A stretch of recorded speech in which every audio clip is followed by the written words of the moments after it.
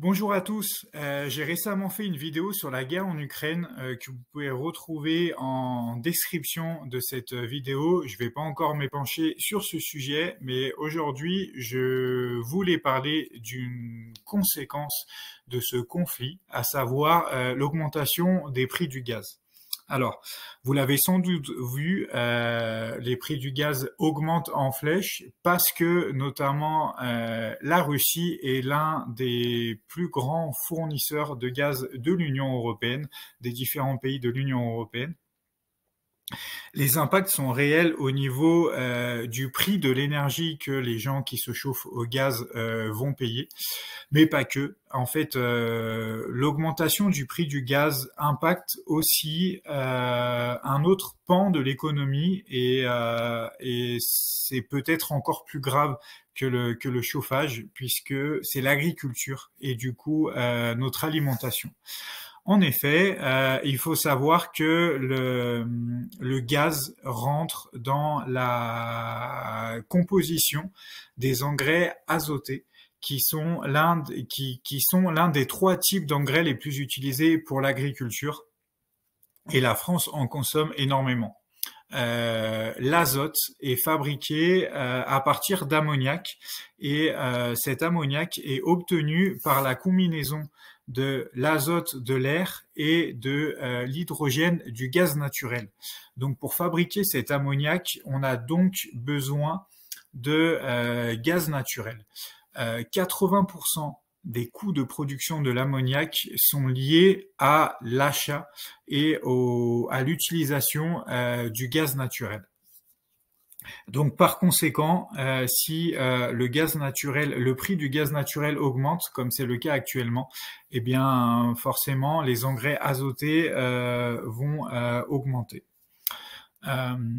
Il faut savoir aussi qu'il y a un autre ingrédient, enfin type d'engrais qui est utilisé dans l'agriculture, qui est la potasse. Là aussi, la situation politique et géopolitique perturbe un petit peu les approvisionnements en potasse, puisque la Biélorussie est le troisième producteur mondial de potasse.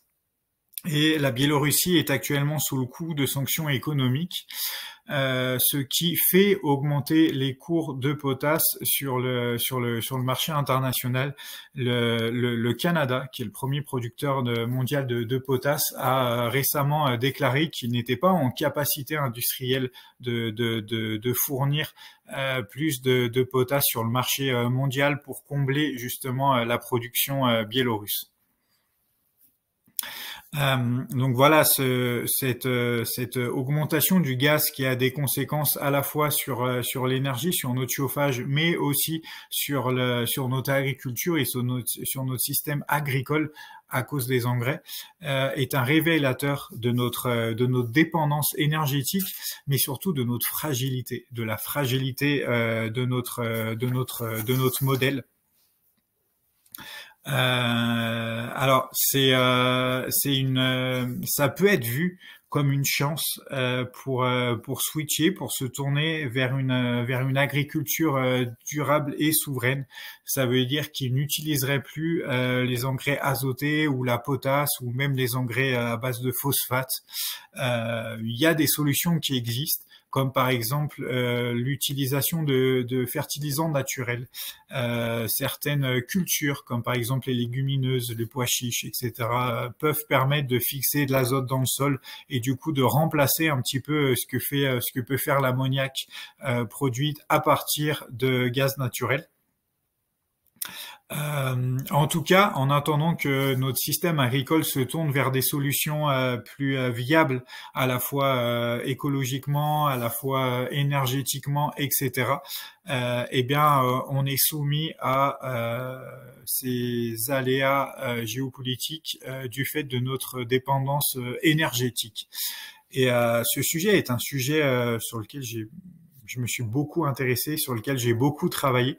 Il est au cœur de mon roman que vous voyez ici, La fin de leur monde, qui est un polar d'espionnage justement sur le sujet, qui traite vraiment de la géopolitique des énergies fossiles, de la dépendance énergétique dont peut souffrir la France, mais aussi les autres pays.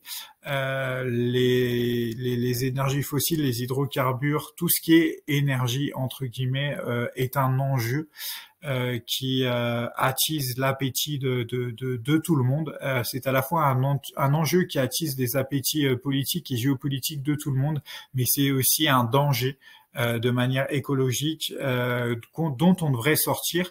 Mais visiblement, notre système tel qu'il est pensé actuellement rend la chose difficile. Donc voilà, c'est vraiment le cœur toutes ces réflexions en fait sont là-dedans, sont effleurées là-dedans. C'est un roman d'espionnage, mais j'essaie justement de poser un petit peu les jalons de cette réflexion dedans. Donc si ça vous intéresse, ça s'appelle La fin de leur monde. Vous aurez en plus l'occasion de voyager dans des coins un petit peu lointains, comme les îles Kerguelen, comme l'Arctique, comme Saint-Pierre-et-Miquelon, qui sont des lieux de France et de Navarre que l'on connaît très peu, qui sont quand même importants, qui sont aussi très exposés aux aléas dus à réchauffement climatique, puisque la dimension écologique est aussi très importante, notamment dans mon livre. Donc voilà, je vais mettre les liens pour vous procurer ce livre si ça vous intéresse en description de cette vidéo. Et puis moi je vous remercie d'avoir regardé cette brève vidéo et je vous souhaite une bonne journée. Au revoir.